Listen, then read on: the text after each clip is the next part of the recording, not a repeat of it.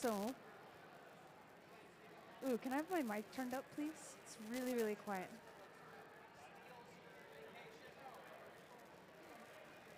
Testing, testing.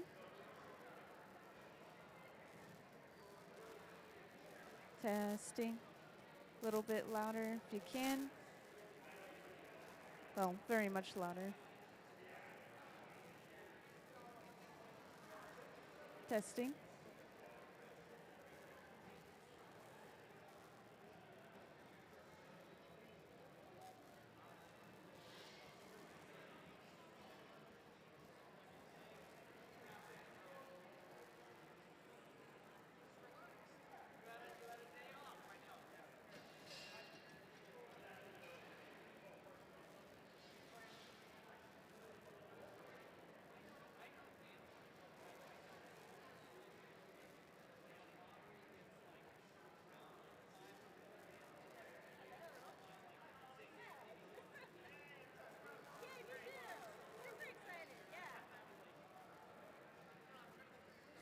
Testing. Ooh, there we go. Now I can finally hear myself. All right, so that's perfect mic volume. Yeah, I know. It's a little exciting. I had my mic volume turned up, so hopefully you all can hear me now. But I also want to point out that I do have closed captioning on this screen.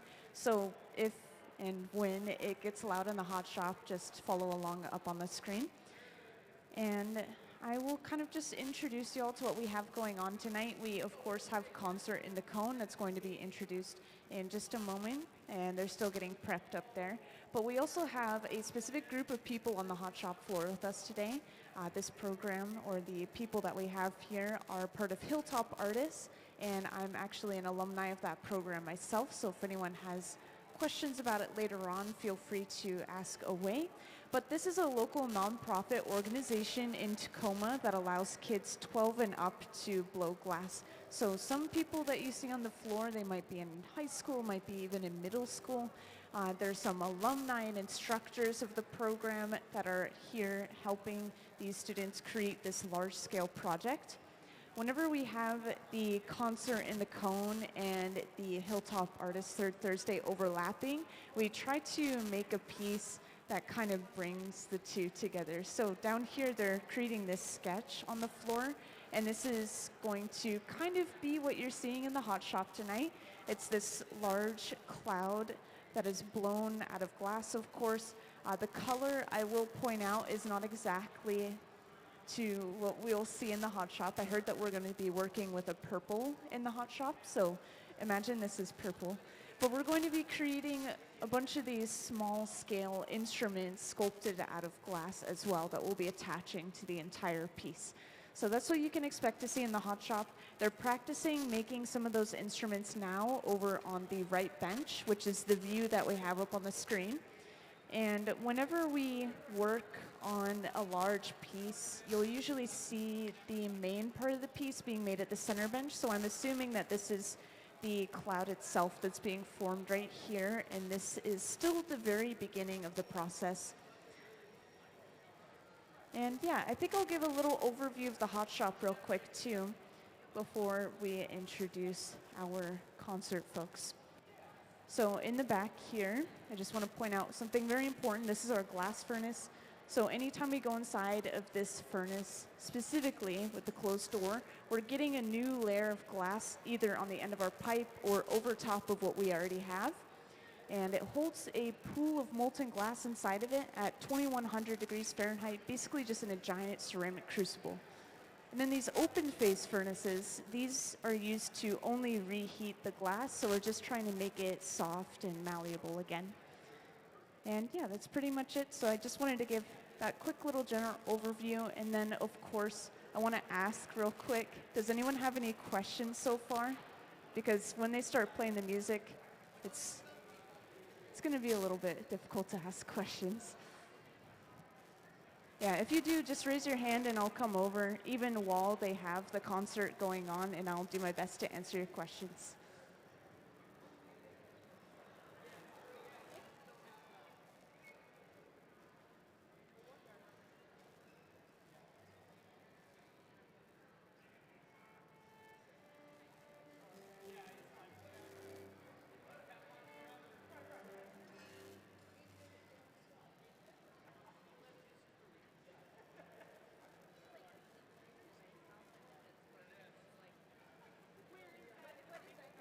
yeah, anyone can take whatever photos, whatever videos they want in here.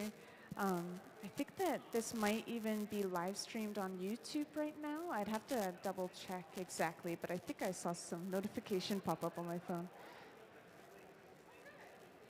Yeah, it is being live streamed on YouTube. So yeah, if you guys ever wanted to go back and kind of relive this experience or share it with someone else, like, hey, this is what I saw in person the other night, you can just pull up the Museum of Glass YouTube channel, and then you can just go to any previous live stream to show it off.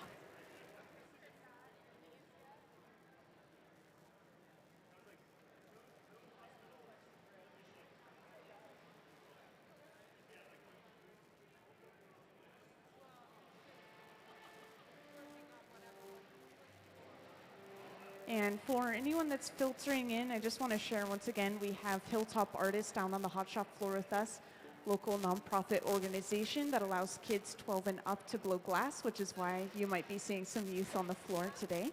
So we have some high school, middle school alumni and instructors, and I'm an alumni myself, which you're asking about. And so, yeah, the alumni, they create some production items that are then sold to make even more profit for the organization. It's a beautiful cycle. And I think we even have a video that I can play that talks about the program a little bit more in depth and kind of talks about people's stories and experiences. So could I have that video, please? If it's available. Hi, I'm Zane Scott. I am a programs manager at Hilltop Artists, and I am born and raised in Tacoma, Washington. I'm Katie. I'm from Tacoma, and I've been in the Hilltop Artists program for 2 years now. We're here at the Museum of Glass for our annual Hilltop Artist Residency, and we're making centerpieces for our Better Futures Luncheon, which is our big fundraiser for the year. This year is a little special. It's Hilltop's 30th anniversary, so we're making mica bottles to commemorate the original Hilltop crew making bottles, and hopefully the mica sparkles will make them a little bit special. I really like the design this year. The bottles are super like elegant, and there's a lot of variation in the shapes. It's really fun. It's like a great way to meet a lot of people. We all have a great time when we're working. So the program has helped a lot of kids over the years kind of find an outlet for themselves. It's great to, even if you're not like wanting to be a glassblower in life, it's great because it teaches you all like life skills that you're gonna need. It's really rewarding. I see myself in all the students, so going back and trying to give them all the pointers that I felt like really helped me grow up and become more mature and responsible and confident. Being with so many like instructors and so many kids that are like, they're in the same place as you, they're just trying to learn new things. It's a super nice way to grow. Katie has been a great student, spent the last year on the flame working side of production, and has now switched over to the glass blowing side for this year, and is already exceeding, is one of like a great student, super kind, super helpful. Yeah, it's super comforting to know that if this is the path I want to take in life, that there's a good transition between that.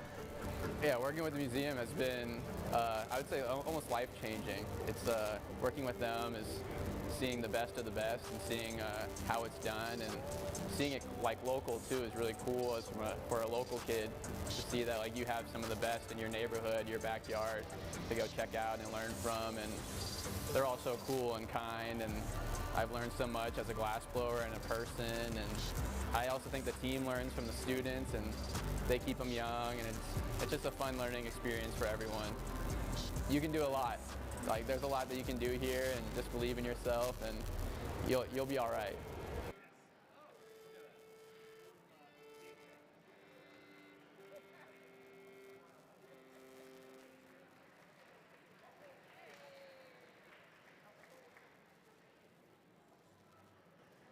Yeah, thanks for the applause. So they'll create those videos whenever they have their luncheons, and we all have the luncheons for Hilltop Artists in the fall of every year, so they'll basically raise a bunch of money for the program, sell all of that different artwork that you were seeing during the video.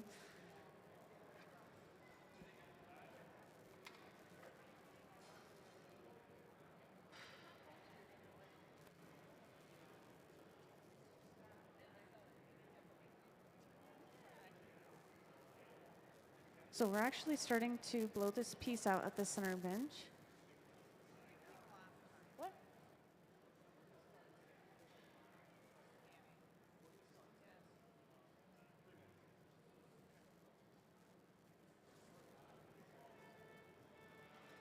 So it sounds like they'll be getting started in just a couple of minutes on that music.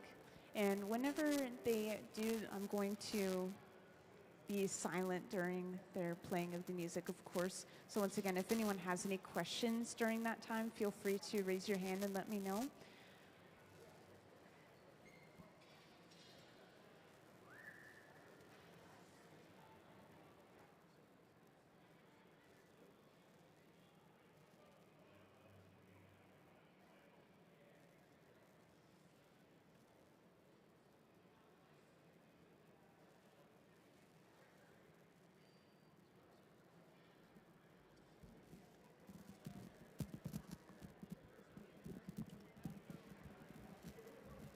Man, this thing is really on.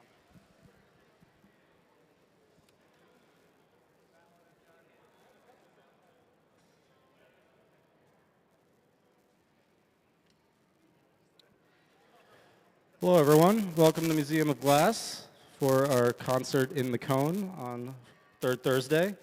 I'm Tim Butler. I'm the marketing director here.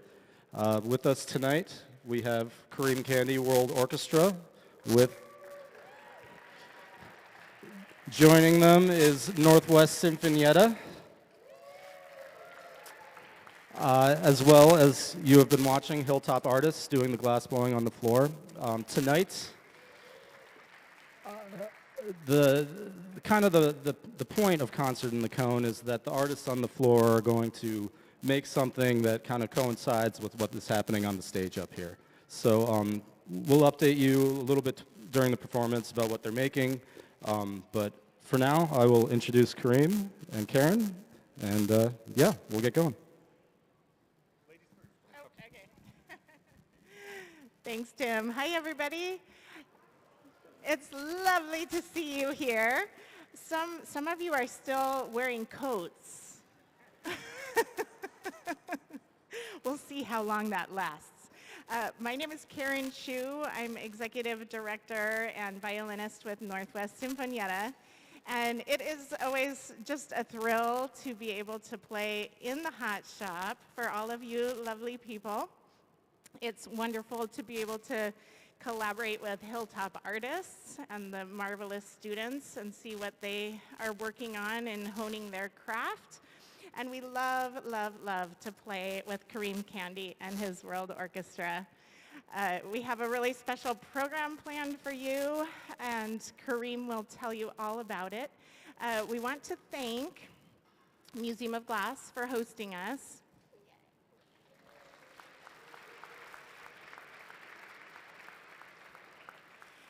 And I want to say a special thank you to our funder that makes this possible for Northwest Sinfonietta, and that is Tacoma Creates.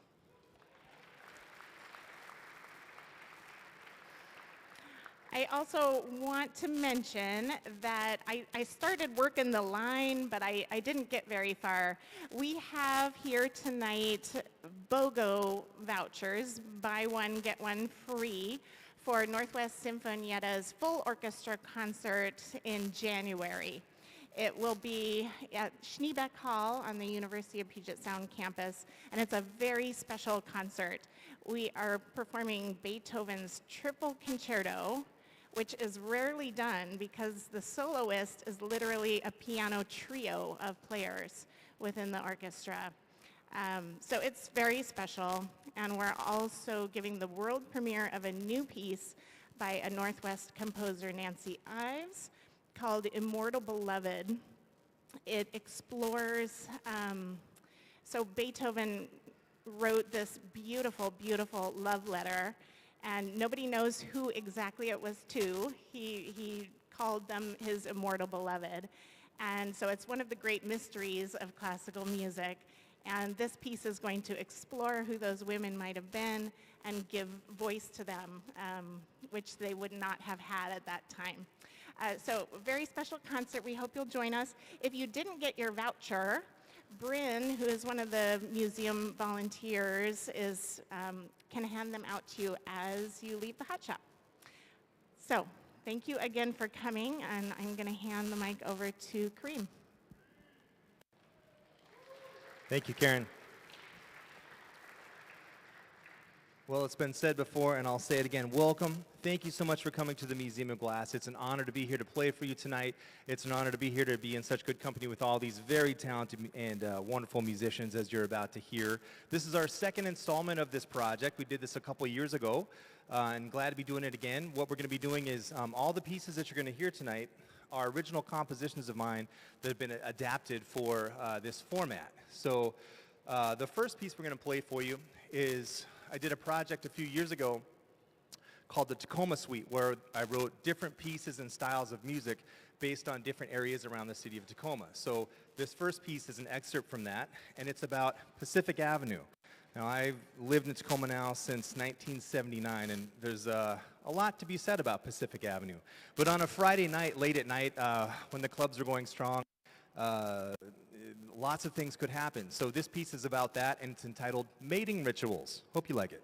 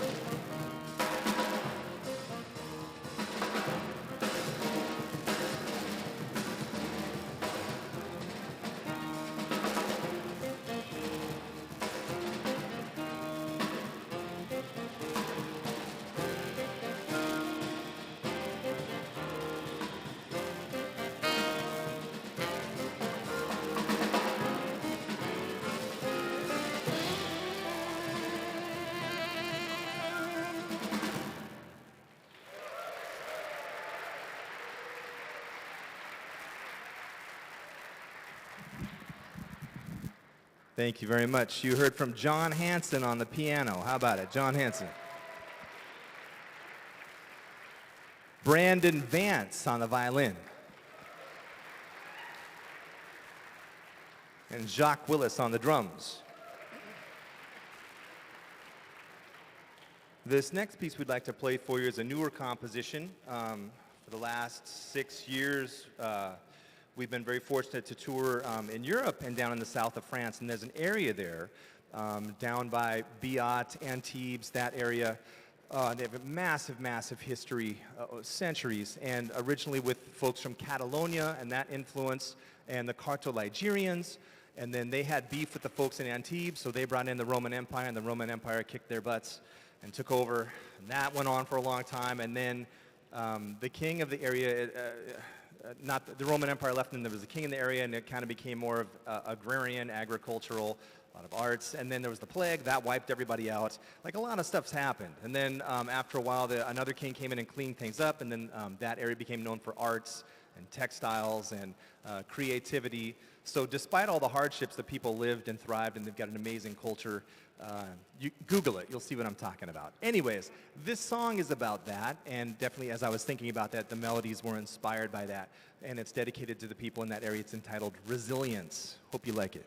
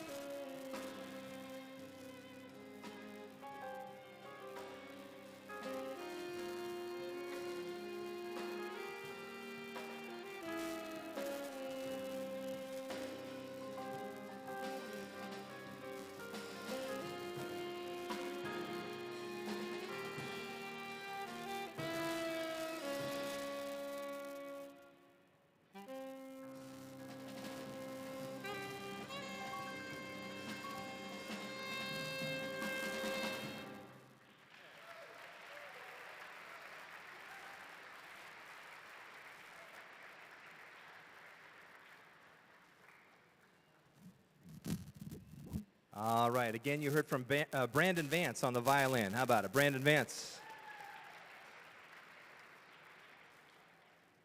He doesn't like me to talk about this, but one of our finest bass players here in the Northwest who actually had a gig touring with Yanni, Osama Afifi on the bass. Osama Afifi. He hates it when I say that, but it's totally true. He also went to school with Lenny Kravitz. That's another story for another time. Let's see, you also heard from John Hanson. He did not tour with Yanni, and he did not go to school with Lenny Kravitz, but he's great. John Hanson on the piano. I have a favor to ask of you all. As I mentioned, I've lived in Tacoma for a very long time and grew up playing here, owe a lot to how I grew as an artist to this wonderful city and its arts and support of the arts. And I'm awful at social media. So if you're hearing you do that kind of stuff with Facebook and Instagram, if you could take photos or video and tag myself and Museum of Glass and Northwest Sinfonietta, that would be awesome, because we're all up here working and we're not like doing the photo thing. So if you do that, please. Yes, Pierce College, yes, definitely. Definitely. All right, this next song we're going to play for you, this is a composition that I wrote as part of the Tacoma Suite. And this is about the Prairie Line Trail, which, as you know, or maybe don't know, extends from downtown Tacoma all the way over to Point Defiance. It's beautiful and a nice day to check it out. So that is what this next piece is about, and this is entitled Songs of Spring. Hope you like it.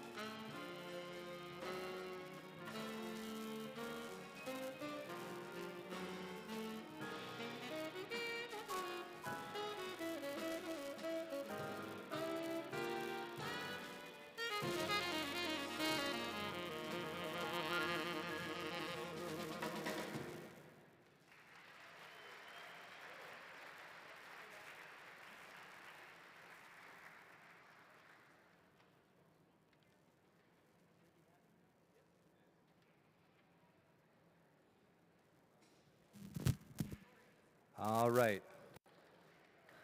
So, we have some announcements. We have some announcements to make for you at this time from the glass blowers down below. So at this time, give them their undivided attention and a nice round of applause. How about it?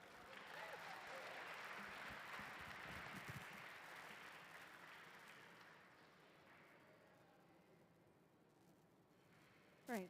So, oh my gosh, my mic volume again. Can I have it turned way up? Sorry, it's a little bit, it changes every now and then, you know. Testing, testing, testing. All right, I can hear myself a bit better now. Thank you. So, just to catch you up on what we're doing on the hot shop floor, at the center bench we have fully blown out our cloud, which for those who've recently joined in, we're making a cloud right now. And this is going to have a bunch of hand-sculpted instruments that are attached to the side of it as well. And we've been working on those on the side benches. So we have our purple cloud. This is pretty accurate to the final color. It might change just a littlest bit. And the instruments so far have just been clear. We were making a drum over on the left side. And I want to just see if anyone has any questions so far, kind of catch everyone up a little bit. And I'll talk about the program again, just in case we have a lot of newcomers. Oh, you have a question in the back. Good.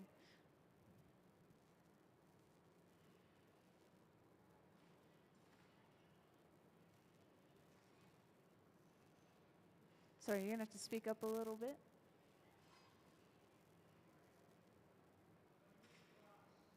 How do you make the glass?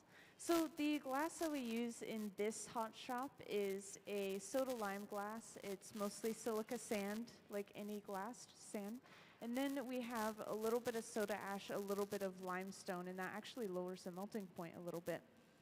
So that is our basic kind of recipe. And just to mention the program once again real quick, we have Hilltop Artists down on the hot shop floor. It's a local nonprofit organization that allows kids 12 and up to blow glass. I'm an alumni of the program myself, so feel free to ask me any questions about that. And this is our lovely director of the program down here next to me. We want to give her all a round of applause. And then once again, all of our instructors down on the hot shop floor, it looks like they're mostly working at the center bench. And then we have some current students of the programs on the side benches. And you had a question.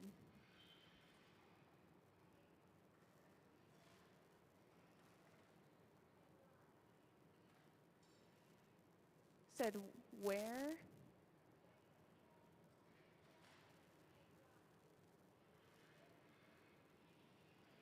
Where do you get the ingredients? So we actually get them shipped in from a specific company. We can't reuse any specific, any random glass. It has to be very, very specific. So we get them shipped in from a specific company, the sand mixture, and then melt it down.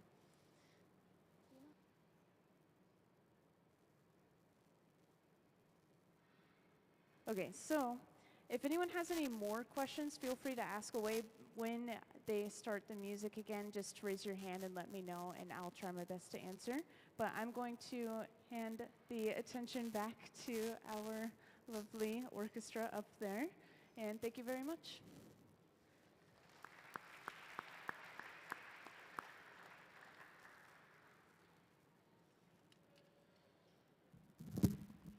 All right. On behalf of all of the musicians up here, I know I see some musicians out there in the audience, but if you don't know, it's a lot of being a musician in 2024 is kind of nuts. In any area, it's nuts. But we would like to thank all of our families and parents for private lessons, and friends for listening to us practice, and band directors and all of that. So without us, or without you, there would be no us. So thank you for all of your patience with all of that. This next song, I need to explain a little bit because the title is kind of bonkers. It's called Cookie Happy Man. And in 2019, we had the good fortune of doing a tour in Japan for a couple weeks. And we were down in the south of Japan at this, we were in Tokyo for about a week, and then down in the south by Fukuoka, in Moji, and then in Kitakyushu. And one of our interpreters there, when I first met him, number one, my Japanese is horrible. And the musicians that we worked with, their English was about just as good. But the cool thing about jazz is it is a language. Music is a language, and as soon as we stepped on the bandstand and started playing, we knew exactly what we were doing, which was really, really neat. But one of our interpreters, and he was also there as our host to show us around the area, was very, very sharp dressed, very knowledgeable about jazz and hip hop, and very, very nice gentleman. And his Instagram name is Cookie Happy Man. And so just his persona and how he was and how he carried himself, and he was a huge fan, like I said, of hip hop and Roy Hargrove and jazz, so that inspired this melody, and I titled it Cookie Happy Man. So, going back to the social media thing, if you're on Instagram, go to Cookie Happy Man and said, hey, Kareem just wrote a song for you, blah, blah, blah, blah, blah. Tell him hi. You don't have to, but if you wanted to. So we hope you enjoy Cookie Happy Man.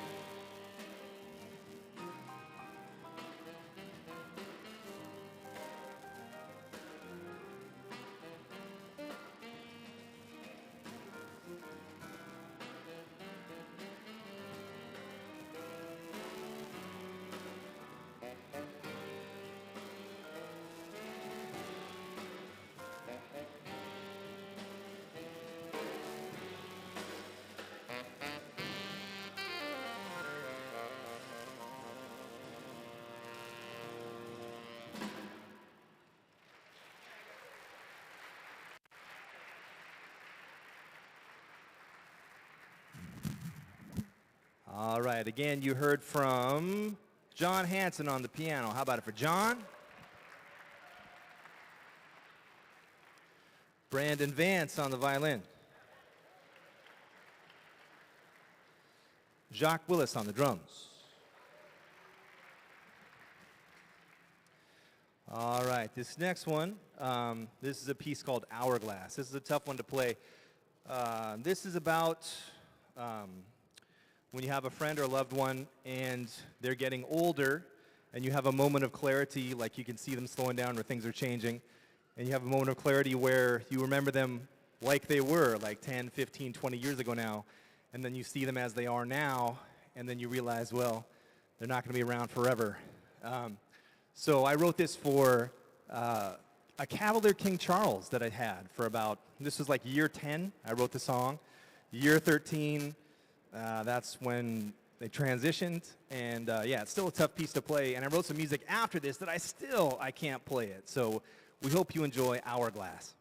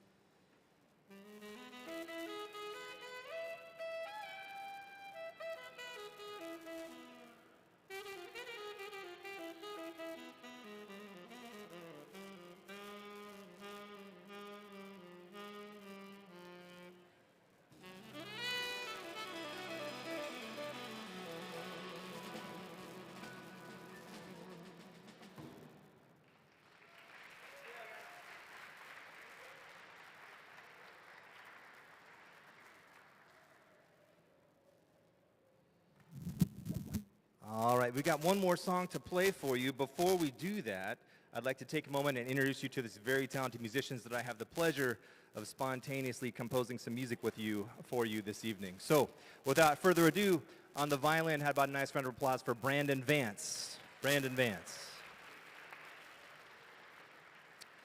Karen Chu on the violin. Padua Kandi on the viola. Holly Reeves on the cello. John Hansen on the keyboard. Osama Afifi on the bass. Jacques Willis on the drums.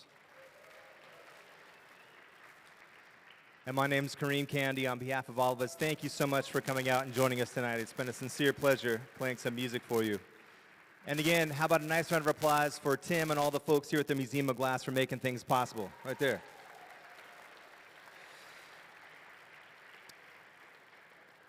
Okay, as I mentioned, you know, I've been very fortunate to travel all around the world and play, and people say, oh, you're from Seattle. I say, no, I'm from Tacoma. And we have a lot. I mean, people talk trash about Tacoma all the time. We know this, but we have a very strong, healthy art scene, and it's because of folks like this on the stage that work very hard to make this happen, and for people like you that come out to the shows. If you weren't here, there's no show. So thank you to all of you for being here tonight and for making this possible. We really appreciate it. Let's see. Also, get out and support the arts. Go see concerts. Go see shows. If you're not aware, there's stuff happening here all the time at the Museum of Glass or with Northwest Sinfonietta or with our organization. We do concerts all the time, most of which are free and open to all ages. So if you want to find out more about any of that kind of stuff, go to our websites and check it out. We'd love to provide some really cool art for you. So we're going to close with a piece that was also from the Tacoma Suite. This is about 6th Avenue, which basically I grew up in the late 90s, mid to late 90s, playing in clubs all over. Shaka Bra Java back in the day had a jazz night. Jazz Bones, of course, had a jazz night. We used to do a gig for a couple years straight at Saks, which is now Dirty Oscar's Annex. So anyways, long storied history with 6th Avenue, both good and bad. But this is about that, and it's entitled 6th Ave. Hope you enjoy it, and thank you so much for coming.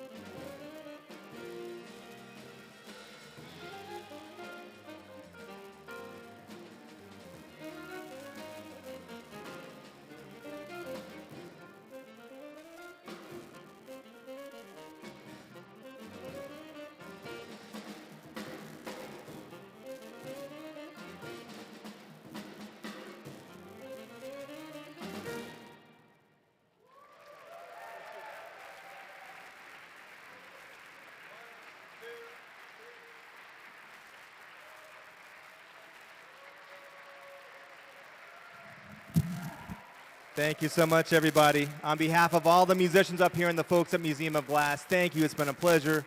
Hope to see you again soon. Have a good night. It's on. Okay, and before everybody leaves tonight, I want to thank all the musicians, all the glass blowers that are down here, and thank you all for coming out tonight. And I would be remiss if I didn't give a shout out to Tacoma Creates. Tacoma Creates is the cultural access program and tax here in Tacoma. It was the first one in the state that was ever passed. We get 1 penny for every $10 spent in Tacoma. That raises just about $6 million a year for 74 organizations to do programs like this. So you've got the Museum of Glass, Hilltop Artists, Northwest Sinfonietta, Kareem Kandi, World Orchestra. So 4 organizations doing a collaboration tonight. We are in the lead up to reauthorization for this tax. And so I would appreciate those of you that live in Tacoma, please talk to your council members about how this is significant and important to you and you want that tax renewed for another 7 years. That would be fantastic. Thank you so much.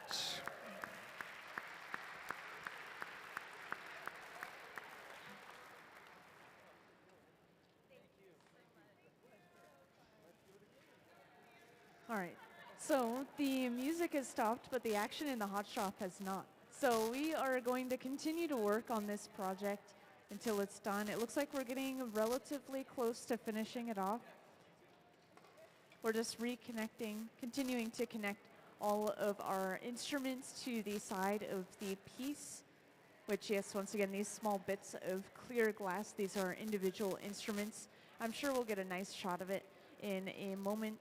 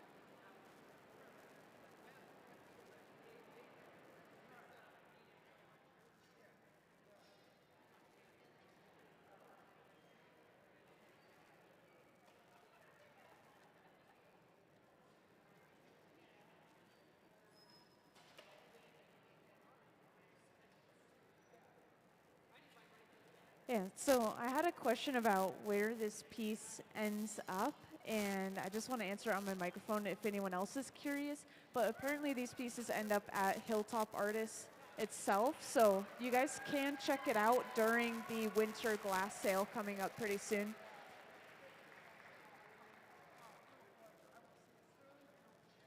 Yeah, the winter glass sale for us, it's coming up on the 7th of December, so if anyone wants to see this final product on a shelf.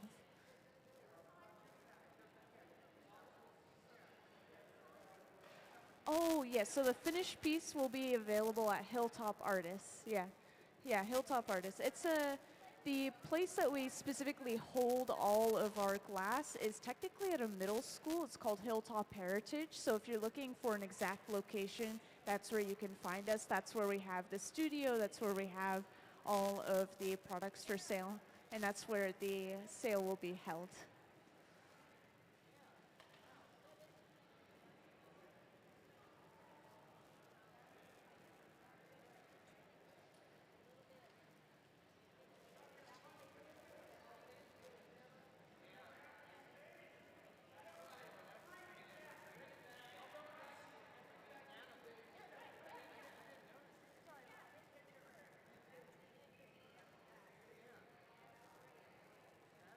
Yeah, so this piece is going to go to Hilltop Artists.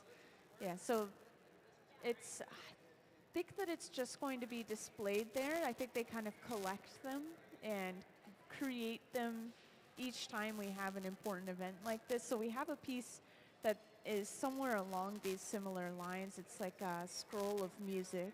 So they created all these different music notes and everything. It was really cool.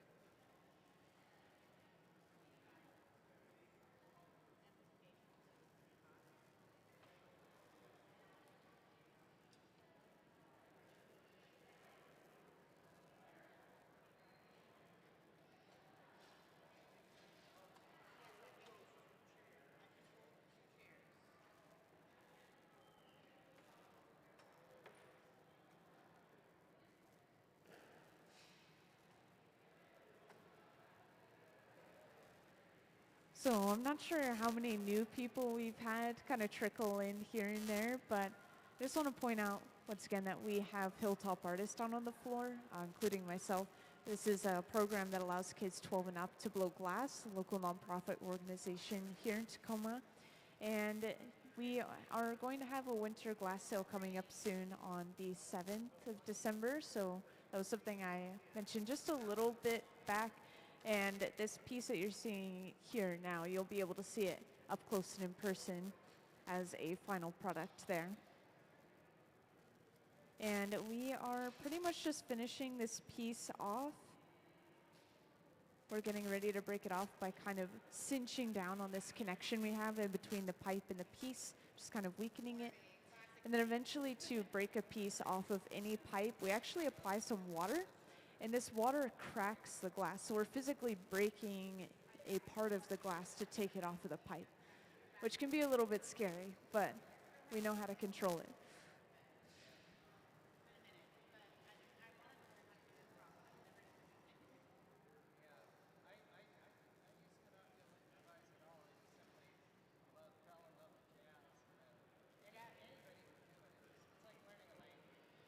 Yeah, so it depends on the exact situation. Usually, though, the person who's sitting at the bench is kind of like the team leader, and they're kind of telling people around them what they need.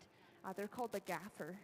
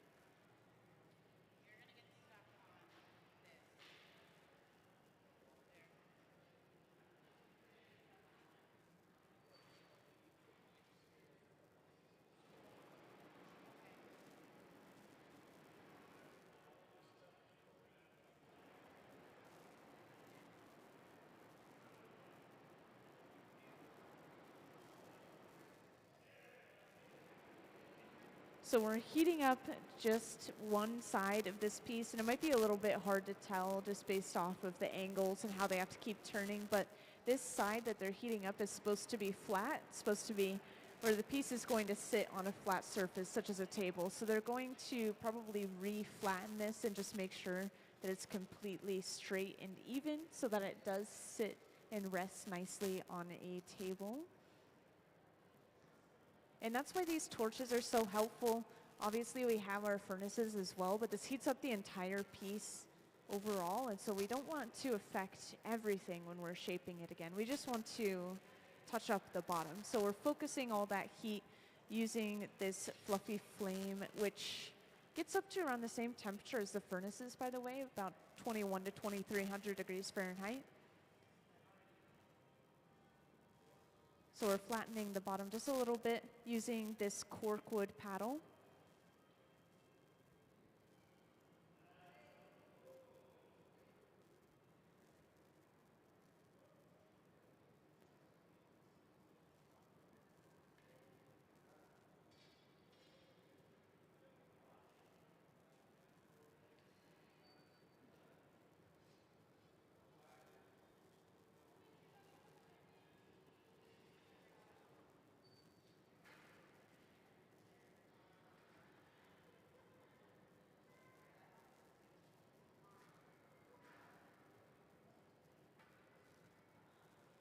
So at this point, we still have a lot of heat built up in the piece itself. We're probably letting that cool down just enough so that when we do put it away, it's not going to continue to move and change shape. But we still have to make sure that it's staying warm overall. So I know it's really confusing. We're letting the internal temperature drop. We're heating up the outside again and again. And by the way, when we do put this piece away, it's going inside of the annealer right here on the right side of the hot shop. And we load this one from the top.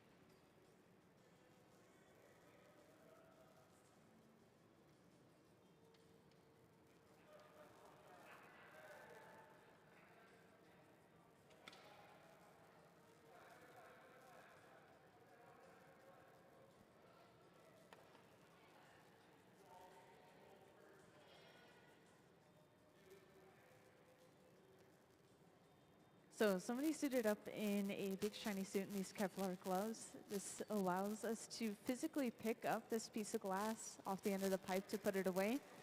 And the glass, even though it's completely solid here and it looks relatively cool, it's still at around 1,000 degrees Fahrenheit.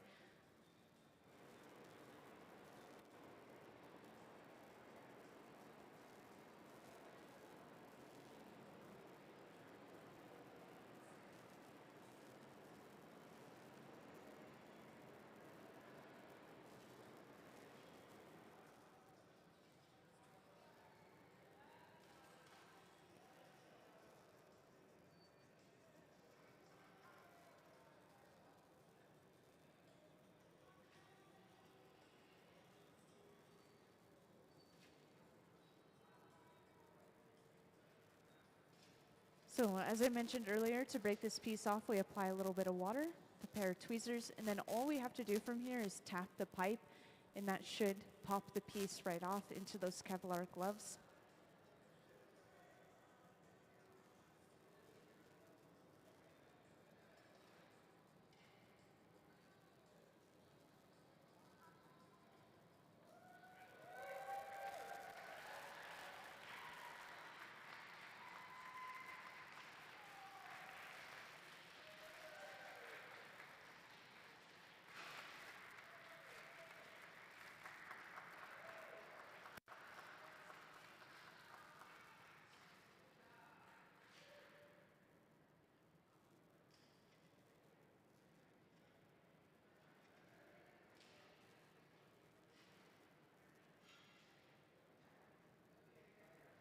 Now, we did finish the big piece, but we're here until 8. So we're going to continue to use up as much time as possible, probably.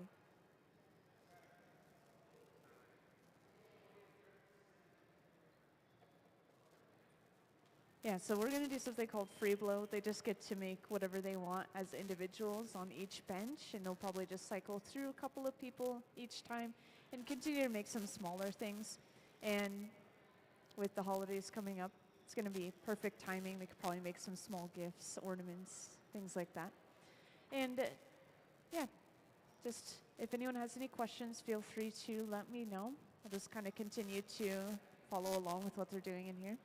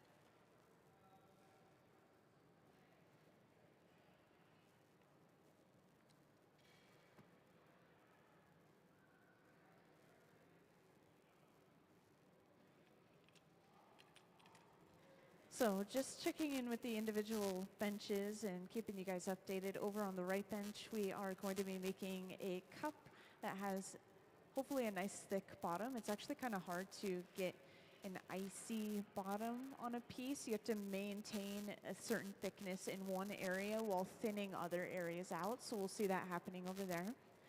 And then I'm going to check in at the center bench.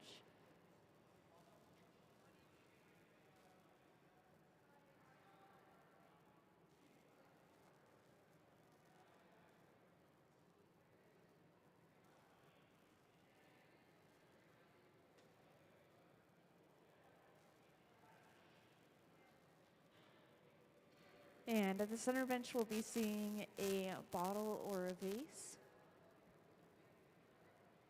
So both of these pieces of glass are going to be hollow. They already do have a bubble inside of them. All they need to do is to keep blowing into the end of the pipe, and that's going to continuously expand that piece of glass, kind of like expanding a balloon. It's just going to thin the walls out more and more and make the piece bigger overall.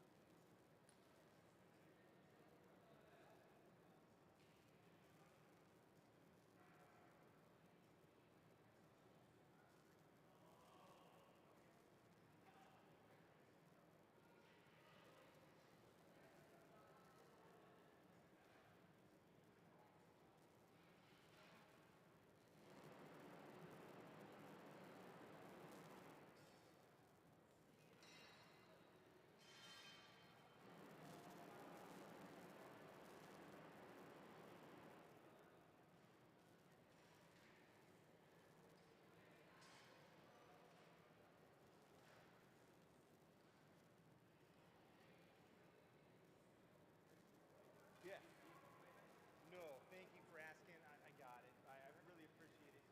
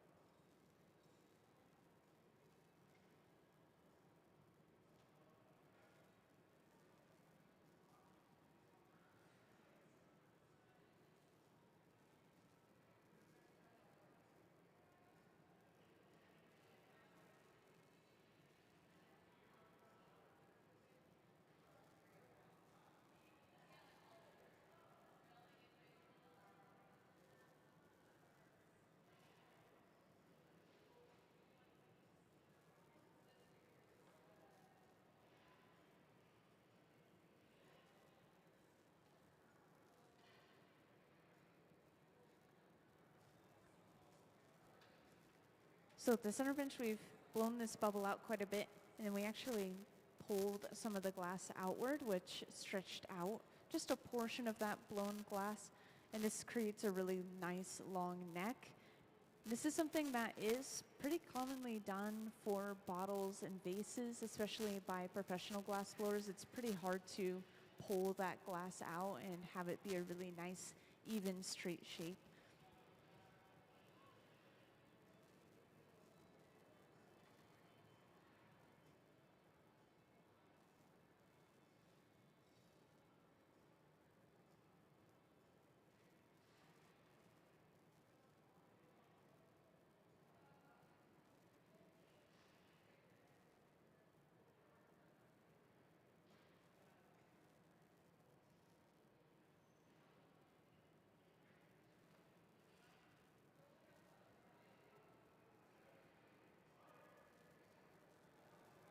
And up on the screen or over on the right bench, we are taking this bubble and rolling it across a metal table called a marver. And this is partially to cool the glass. Actually, no, mostly to cool the glass in this case. I just remembered they are making a glass. They're hoping to keep a thick bottom on the bottom of this drinking glass. And so to make it thicker, we're rolling it on the table, cooling that section down, which is preventing it from blowing out too much. So that's the idea behind that move right there. At the center bench, we're seeing something pretty important. We've just attached another pipe to the bottom of our piece, and this is called puntying. This is basically just transferring it to another pipe. So we broke it off of its original pipe, kind of flipping the orientation, and now we can work on the neck a little bit more and the opening for this bottle/vase. And this is something that has to be done to all of our blown pieces. We always have to be able to work on the other side of the piece and open it up from there.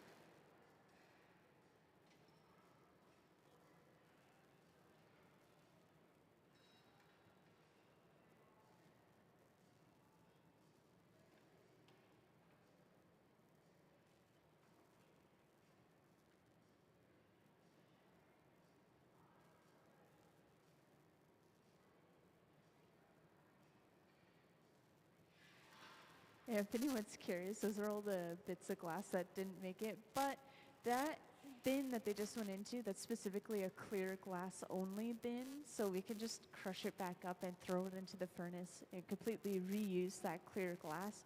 We try to reuse as much of the clear glass as we can. And whenever we're doing prototyping, for example, or just practicing prototyping, we always make it out of clear, and we could just reuse that glass if we're unhappy with it.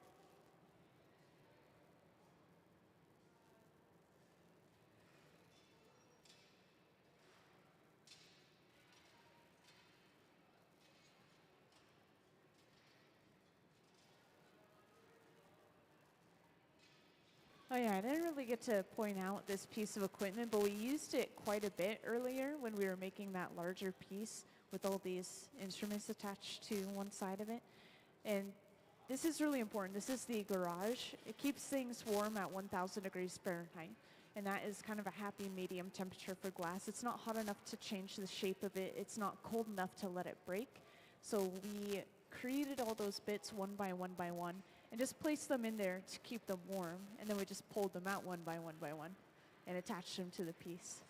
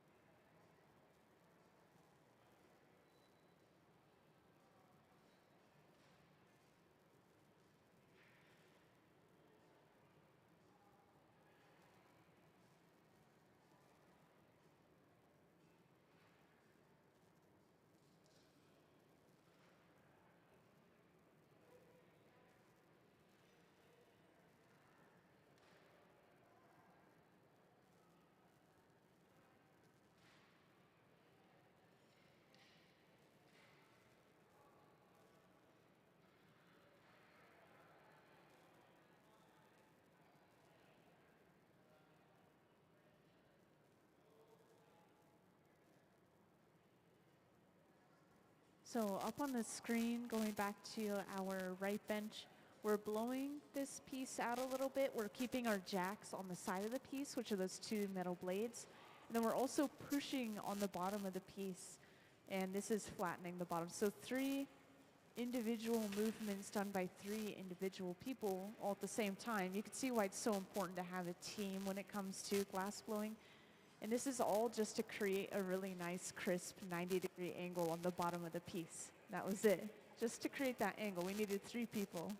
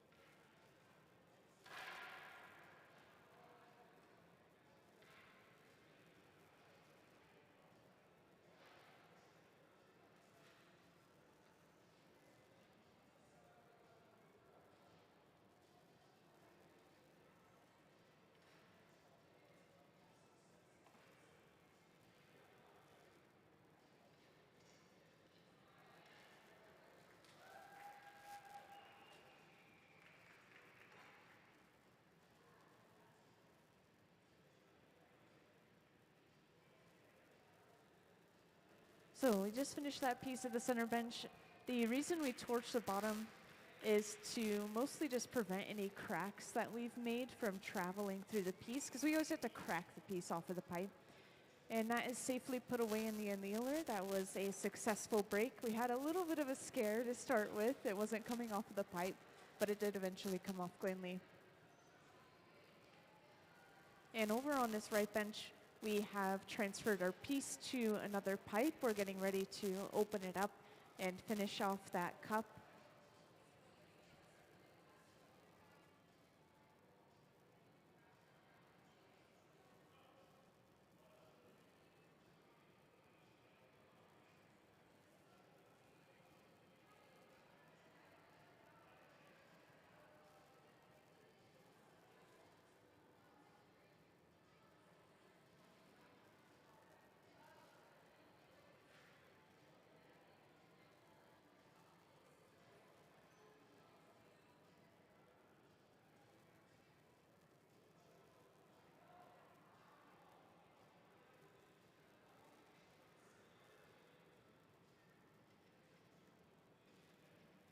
So over on this left bench, we have a blown piece as well, but this is going to turn out completely different from any sort of blown piece you might be imagining. This is eventually going to end up being an octopus. And the way that some octopus pieces are made out of glass is they will blow a bubble. They'll attach another pipe to the rounded end, which is going to eventually become the head. And then with the leftover glass that is kind of a narrowed end, which is currently attached to the pipe, that is then cut up into 8 pieces, and then they pull those pieces out one by one and turn them into legs. It's a really cool and interesting process to watch.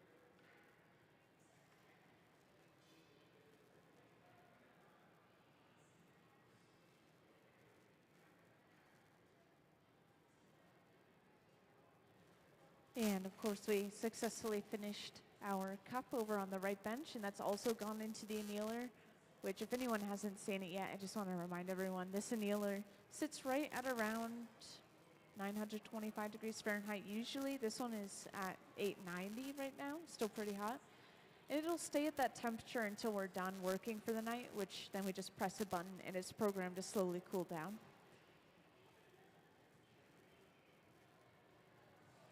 And we're making progress on this octopus over on the left bench. We're starting to open it up, flare it out a little bit from the inside using a pair of jacks, which are those two metal blades. And it looks like we're going to start cutting those legs now. So we have a pair of shears.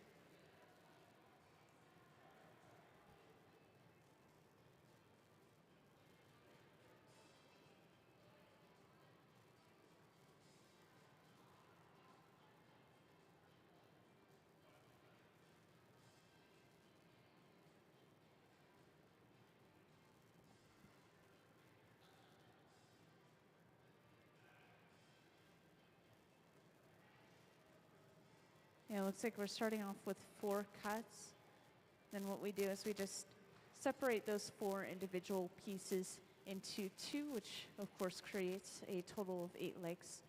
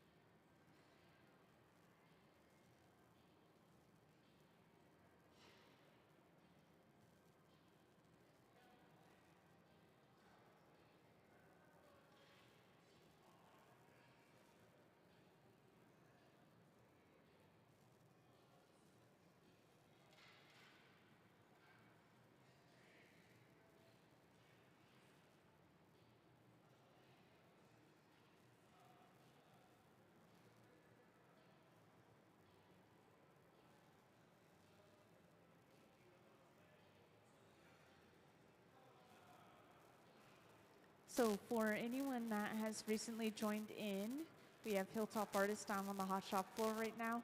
And this is a local nonprofit organization that allows kids 12 and up to blow glass. So that is why you're seeing some youth on the floor. There's a lot of there's a lot of high school students on the floor today. I was going to say hot shop students.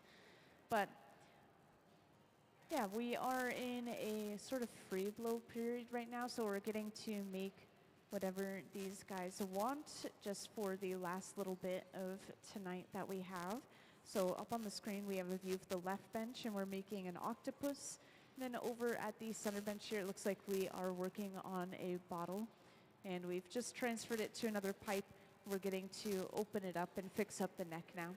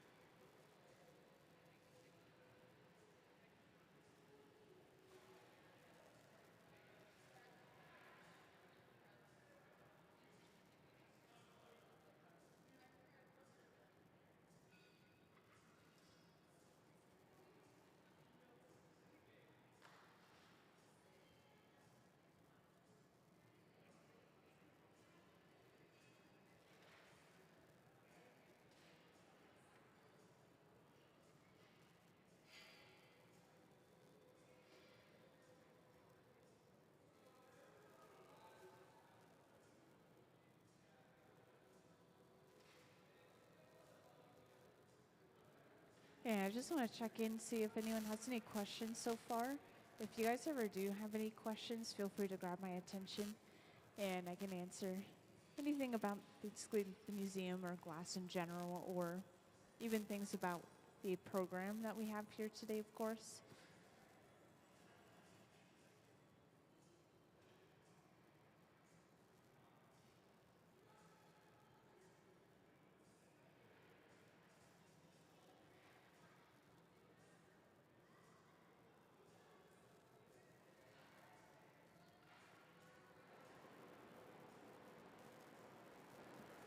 So all of the furnaces, whether it's the glass furnace or, oh, could you not hear me over the torches? Oh, I said all of the furnaces, no matter if it's the glass furnace or just our reheating furnaces, they all run off of natural gas and forced air. Yeah, even these torches, the fluffy flame one right here, that one also runs off of natural gas.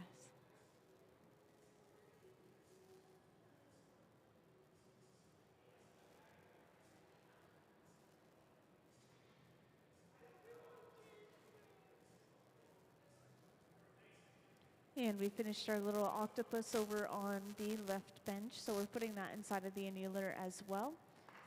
After a quick little torch,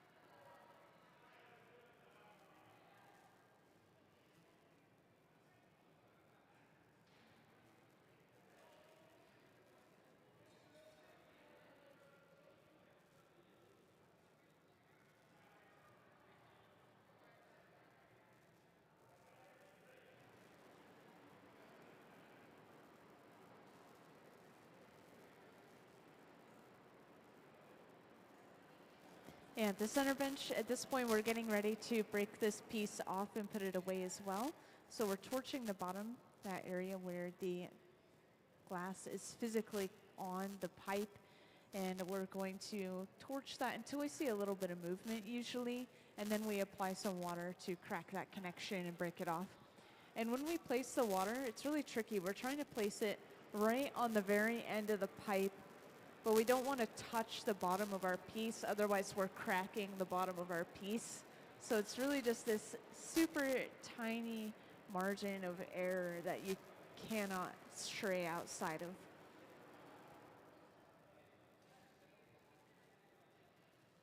And this is especially risky with pieces that have thin bottoms. This piece is pretty thin all throughout.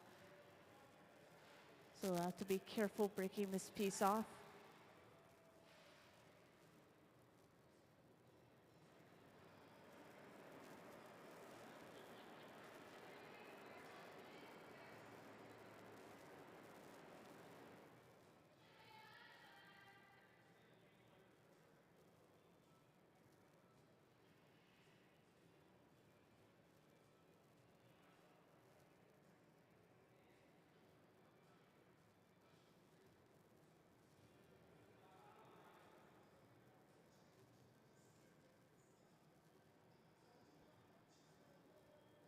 So we're applying that water just on the very end of the pipe.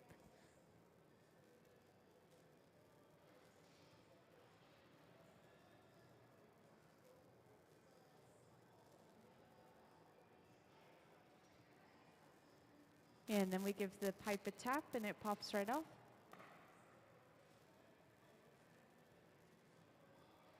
And we're torching the bottom once again to get rid of leftover sharp ends and to get rid of any cracks that might have formed. And that piece is fully done. So this is going inside of the annealer to cool down alongside all of our other pieces. And let's give a round of applause for all of their work tonight. That was our last piece of the night. Thank you, everyone. Now, you guys are totally welcome to hang out, just to enjoy the warmth of the hot shop, chat amongst yourselves, ask me questions, but we're just going to start cleaning up in the hot shop from here.